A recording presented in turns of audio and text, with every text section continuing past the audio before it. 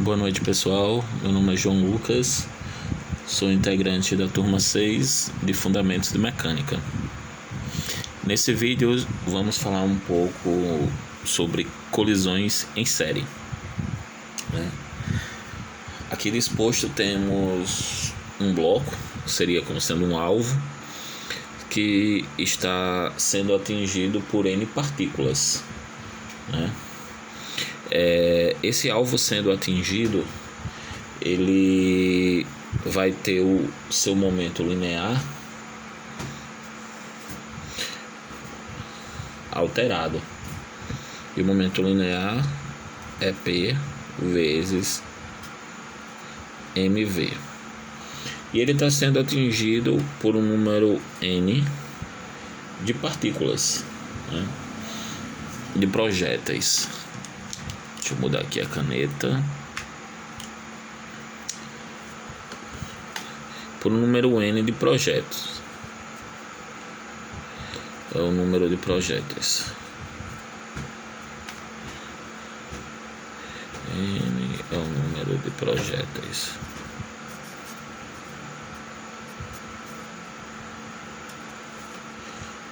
Certo? Então podemos dizer que N vezes o delta P vai ser a variação total do momento linear, né? Seria esse número de projéteis N, que vai causar um deslocamento nele, vai ser uma variação total do momento linear. Variação total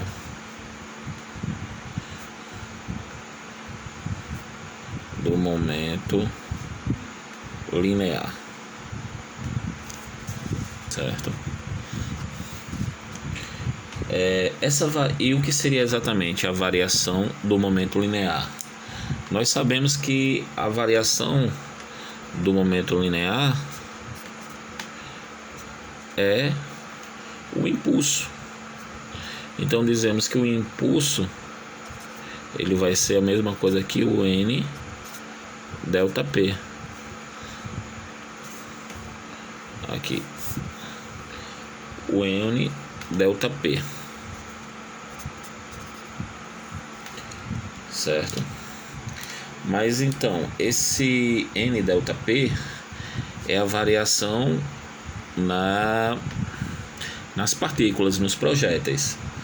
Para o alvo, dizemos que o impulso, no caso, já que é pelo par ação-reação, vai ser o menos N delta P, porque vai ter um movimento contrário, né?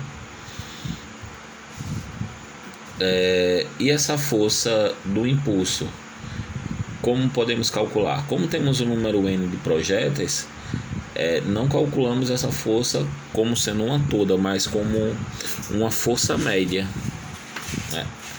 Que seria exatamente, dizemos que essa força média vai ser igual, seria a força de cada partícula, né? Desse impulso sobre uma determinada variação de tempo. Então, se eu tenho que esse impulso J, essa força média, é dada pelo impulso J sobre a razão ΔT, eu também posso dizer que essa expressão é equivalente, dizendo que o menos N delta P sobre o delta T tem equivalência a essa força. E o que seria exatamente esse delta P? Lembramos que o delta P ele é a massa vezes o delta V, a variação de velocidade. Essa expressão também é equivalente. Dizemos que o número N de partículas vezes a massa vezes o ΔV sobre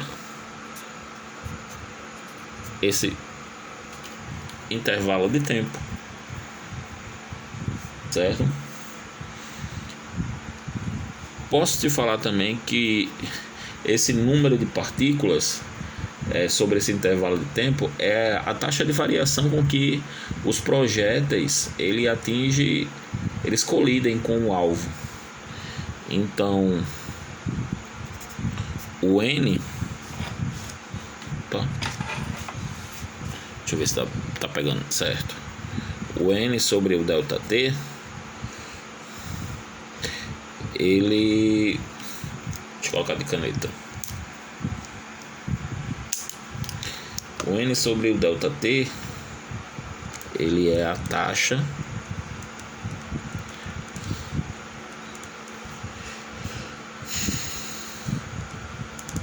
de variação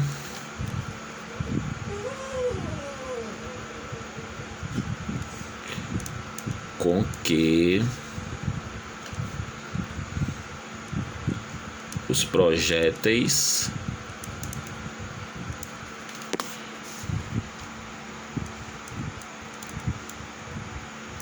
colidem.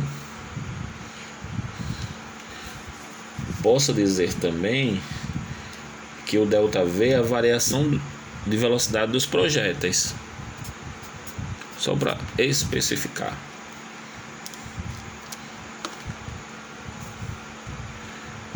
É a variação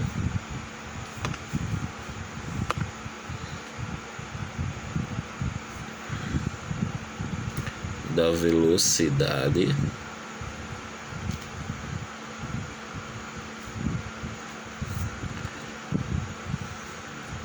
dos projéteis, certo?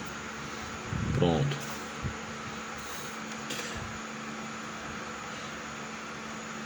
O ΔT é a variação de tempo. E posso dizer também que se esses projéteis variar a massa, eu posso calcular a força média também no intervalo de tempo ΔT.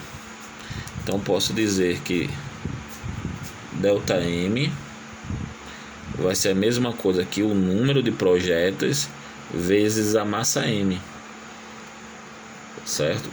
Eu não sei a massa total porque não sei a quantidade de projéteis, tal que a força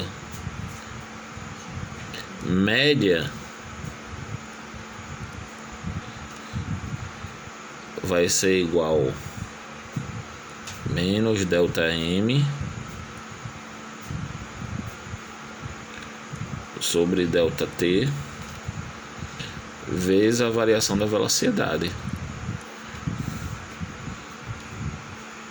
certo? Essa aqui seria a força média. Gente, ΔM sobre ΔT é a taxa com que as massas elas colidem com o alvo, com que os projéteis colidem com o alvo. Antes de eu entrar na outra parte aqui, eu gostaria só de lembrar, fazer uma menção a um caso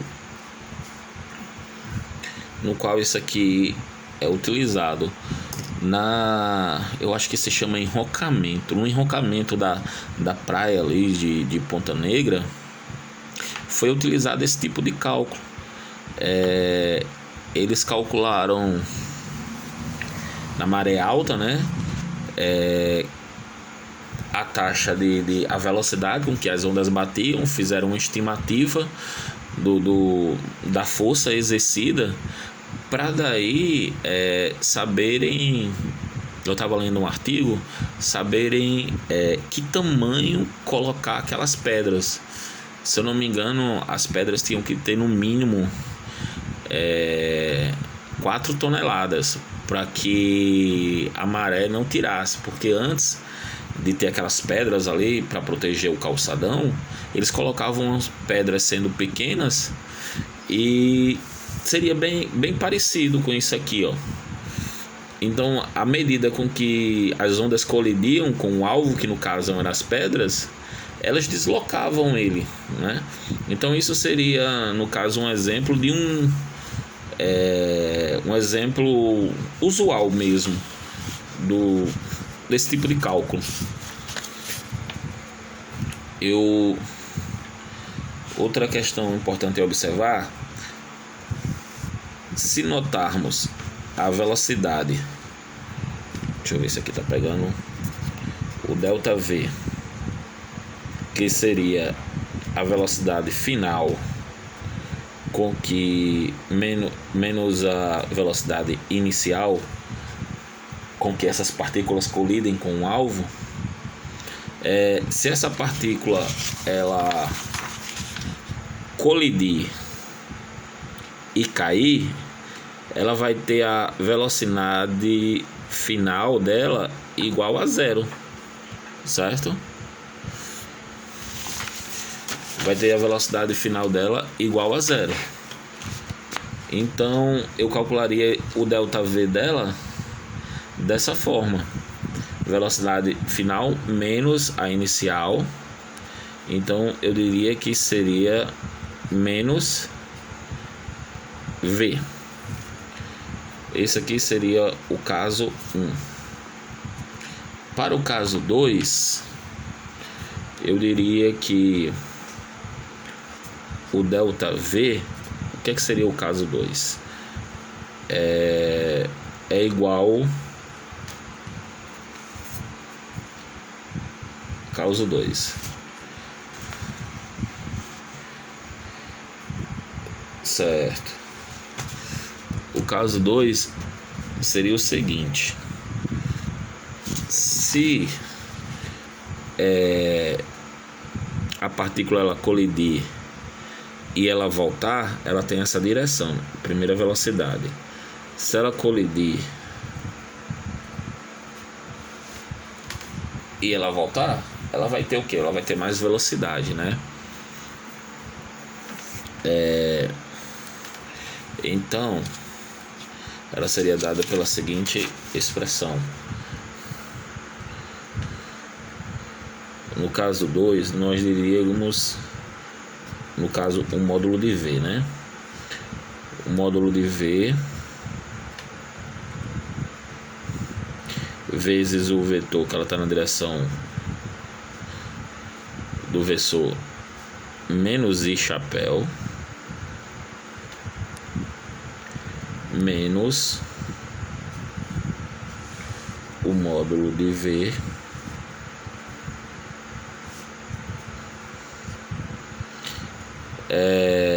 aqui seria a final. A final ela teria sentido contrário, por isso que ela vai estar no versor menos I chapéu. Aqui é um menos, gente. Se quando ela tem a velocidade inicial, ela está indo nesse sentido, no sentido positivo da colisão, na velocidade final ela está voltando, ela está vindo no sentido negativo da colisão. Então eu teria aqui como sendo menos 2V. O que é que isso implica?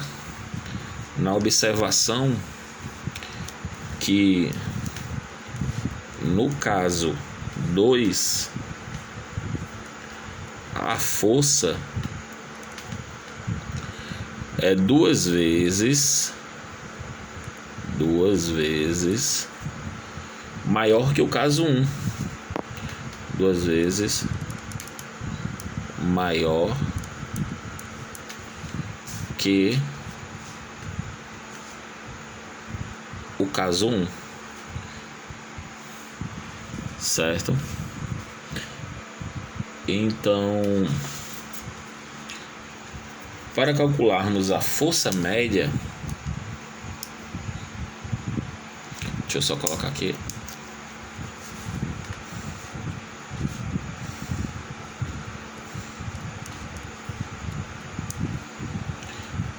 a força média com que essas partículas elas atingem um alvo, teremos a expressão onde o número de partículas que atingem sobre esse intervalo de tempo ΔT vezes a massa dessas partículas vezes a variação da velocidade com que elas atingem o alvo. Ok? É isso. Obrigado.